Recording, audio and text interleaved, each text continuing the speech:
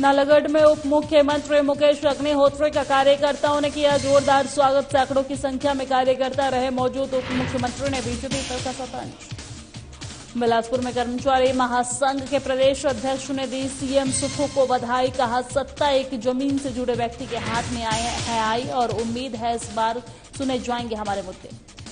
कुल्लू में स्कूल में शिक्षकों की कमी को लेकर ढालपुर पहुंचे 3 पंचायत के ग्रामीण। जिला प्रशासन ने की शिक्षकों की भर्ती की मांग। शिमला में मजबूर और बीमार पिता ने बेटियों को भेजा आश्रम। पैरालिसिस से पीड़ित पिता ने सीडब्ल्यूसी से ली मदद। विश्व भर में तेजी से विकसित हो रही ड्रोन तकनीक फॉरेंसिक साइंस में भी लेने की कवायद शुरू। नमस्कार, स्वागत है हिमाचल प्रदेश के हमारे इस खास बुलेटिन में। मैं हूं आपके साथ दिव्या सिंह। खबरों की शुरुआत करते हैं और अपने गृह क्षेत्र ऊना और हरौली जाते समय उप मुख्यमंत्री मुकेश अग्निहोत्री का नालागढ़ स्थित पहुंचने पर हरदीप बावा और सैकड़ों समर्थकों ने जोरदार स्वागत किया है, जिसमें प्रदेश महासचिव हरदीप बावा के अलावा मंडल अध्यक्ष हुस्न चंद, एसडीएम नालागढ़, पुलिस अधिकारियों के अलावा सैकड़ों की संख्या में कार्यकर्ता मौजूद रहे हैं। आपको बता दें कि नालागढ़ से कांग्रेस प्रत्याशी को 20,000 से अधिक मत प्राप्त हुए थे और इस दौरान उप मुख्यमंत्री मुकेश अग्निहोत्री ने कहा है कि कांग्रेस ने जो भी वादे जनता के लिए किए हैं उन्हें जल्द से जल्द पूरा किया जाएगा। उन्होंने बीजेपी पर तंज कसते हुए कहा है कि सभी कांग्रेस की सरकार बने जुम्मा 4 दिन हुए हैं और बीजेपी अभी से शोर मचाने लगी है। रास्ते से निकल रहे हैं। आज मेरा ऊना का प्रवास है। ऊना में मैं पहली दफा जा रहा हूँ मुख्यमंत्री का ओहदा संभालने के बाद, तो इसलिए रास्ते में इधर देखिए आप सब लोग इकट्ठे हैं। मैं सबका आभारी हूँ। आप लोगों ने इतना प्यार और अब जहाँ तक कामकाज का सवाल है, बहुत लंबी देर बातों की बात नहीं है। अब काम की बारी है। विकास, कल्याण और गरीब की सेवा, ये हमारा एजेंडा मूल मंत्र पहले भी रहा है, अब भी यही रहेगा। विकास कार्यों को अब गति देंगे और जो विभाग अभी मेरे पास हैं, सिंचाई एवं जन स्वास्थ्य, जो जिसको कि जल शक्ति विभाग का अभी नाम है, अब उसकी मॉनिटरिंग हो रही है और ट्रांसपोर्ट विभाग है, उसको देखा जा रहा है और जो हमारा भाषा, कला, संस्कृति है उसका अध्ययन किया जा रहा है और इनोवेशंस आएंगे, नयापन आएगा, नीतियों में बदलाव आएगा, कार्यक्रमों में बदलाव आएगा, वो शुरू हो जाएगा। सर, सरकार को लेके काफी बीजेपी तनाव का सर्विस, इसके बारे में क्या कहेंगे? ऐसा है कि ताजा बाहर हुए हैं, कुछ पीड़ा हो रही होगी, कुछ दर्द हो रही होगी, तो इसलिए जो है हमलावर हो रहे हैं। हमलावर होने की बात नहीं है। अभी आपको प्रदेश की जनता ने बाहर किया है। आपको प्रदेश की जनता ने जो मैंडेट दिया है उसको सिर झुका के जो है सम्मान करना चाहिए कि ठीक है, प्रदेश की जनता ने आपको बाहर कर दिया, कोई कमी रही होगी तो तभी प्रदेश की जनता ने बाहर किया, तो आप उसका सम्मान करें और जो लोग बड़े हैं उस सरकार को काम करने का मौका दें। अभी अगर आप इतनी जल्दी हमलावर होने की कोशिश करेंगे तो जनता भी जानती है हमलावर होने से कुछ नहीं होने वाला है। अभी तो जुम्मा 4 दिन तो हुए हैं, अभी शब्द लिए, अभी तो तभी तो हम कह रहे हैं कि अभी से आपकी आंख में आगे आंसू, अभी तो छेड़ी भी नहीं दास्ता हमने, अभी तो हमने फाइलें खोली भी नहीं है, अभी से आप शोर मचाना शुरू कर दिया। तो इसलिए हम द्वेष की राजनीति के हक पक्षधर नहीं है, हम तो विकास की राजनीति। और कांग्रेस ने सरकार बनने के 10 दिन के भीतर ओपीएस बहाल करने का वादा किया था, लेकिन अभी तक मंत्रिमंडल का गठन नहीं हो पाया है। कांग्रेस के वादे को लेकर विपक्ष लगातार हमलावर है, जिस पर कांग्रेस विधायक विक्रमादित्य सिंह ने उन्हें संयम रखने की हिदायत दी है, जिसमें दिल्ली से लौटने के बाद शिमला में कांग्रेस महासचिव और विधायक विक्रमादित्य सिंह ने कहा है कि वो हमेशा 2 वे कम्युनिकेशन में विश्वास रखते हैं और जिसकी शुरुआत सीएम सुक्खू ने कर दी है और उन्होंने विश्वास जताया है कि जो मैंडेट जनता ने कांग्रेस पर जताया है उसके लिए सरकार और प्रशासन तैयार है। कांग्रेस सभी वादा पूरा करेगी। Have a very balanced approach.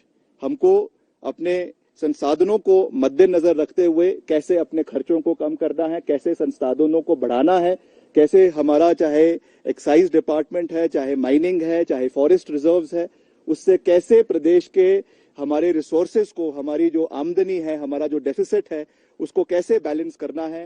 And also मैंने विधानसभा चुनावों के समय में भी ये बात कही थी। And as a responsible opposition, as a responsible member of the government, as a responsible legislature of the ruling party, I am again reiterating my point that we have to have a cordial relationship with the NDA government in the center.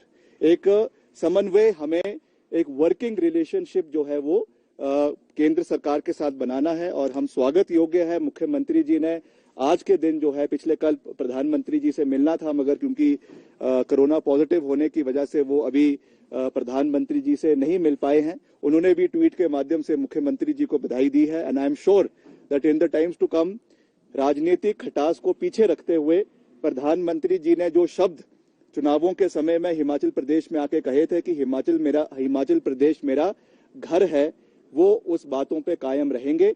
और जो भी सहयोग कांग्रेस शासित हिमाचल प्रदेश केंद्र सरकार से अलग अलग माध्यमों से इंफ्रास्ट्रक्चर बिल्डिंग के लिए या और चीजों के लिए, क्योंकि ओपीएस की बहाली होना भी अब कुछ समय की ही बात है, उसके लिए भी एक हमें वित्तीय सहयोग जो है वो केंद्र सरकार की ओर से चाहिए पड़ेगा। तो मेरा माननीय प्रधानमंत्री जी से, माननीय जो हमारा केंद्रीय नेतृत्व है एनडीए सरकार का, उनसे भी विनम्र निवेदन रहेगा कि आप भी बड़ा दिल दिखाएं।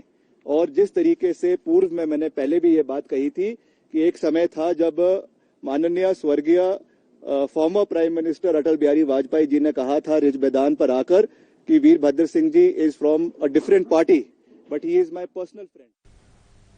और हिमाचल प्रदेश राज्य कर्मचारी महासंघ के प्रदेश अध्यक्ष इंद्र सिंह ठाकुर ने बिलासपुर में आयोजित पत्रकार वार्ता में नई सरकार और मुख्यमंत्री सुखविंदर सिंह सुक्खू को बधाई प्रस्तुत करते हुए कहा है कि हिमाचल प्रदेश में सत्ता एक जमीन से जुड़े व्यक्ति के हाथ में आई है और उन्हें पूर्ण आशा है कि आने वाले समय में कर्मचारियों के मामले में बेहतर निर्णय लिए जाएंगे। उन्होंने कहा है कि हालांकि मुख्यमंत्री के सामने कई चुनौतियां हैं, लेकिन कर्मचारी और सरकार के बीच में तालमेल बिठाते हुए इन सभी चुनौतियों को दूर कर दिया जाएगा। और उन्होंने आरोप लगाया है कि पूर्व मुख्यमंत्री जयराम ठाकुर ने कर्मचारी राजनीति को अपने चुनाव क्षेत्र सिराज तक सीमित कर दिया था और अपने चहेते को कर्मचारी संघ का अध्यक्ष बनाकर बाकी सभी कर्मचारी संगठनों को नजरअंदाज किया था। और उन्होंने कहा है कि सर्वाधिक तरीके से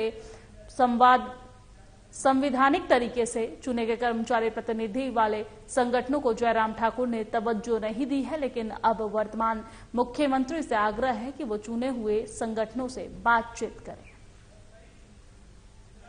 प्रदेश राज्य कर्मचारी महासंघ की ओर से मैं प्रदेशाध्यक्ष के नाते वर्तमान सरकार में मुख्यमंत्री श्रीमान सुखविंदर सिंह सुक्खू जी का और उनकी पूरी सरकार का नई सरकार में पद ग्रहण करने पर उनका स्वागत करता हूं, अभिनंदन करता हूं तथा उम्मीद करता हूं कि राज्य कर्मचारी महासंघ जो विगत 5 वर्षों में कर्मचारियों के विभिन्न मुद्दों को लेकर सरकार तक अपनी बात रखता रहा, भेजता रहा, लेकिन सरकार ने राज्य कर्मचारी महासंघ की बातों को नजरअंदाज किया, कर्मचारियों के मुद्दों को गौण किया और एक क्षेत्र विशेष के व्यक्ति को प्रदेश के तमाम कर्मचारियों, पेंशनरों के ऊपर थोप दिया, जिसकी वजह से पंजाब ने जो वेतनमान हिमाचल प्रदेश के कर्मचारियों और पंजाब के कर्मचारियों के लिए संशोधित किया था,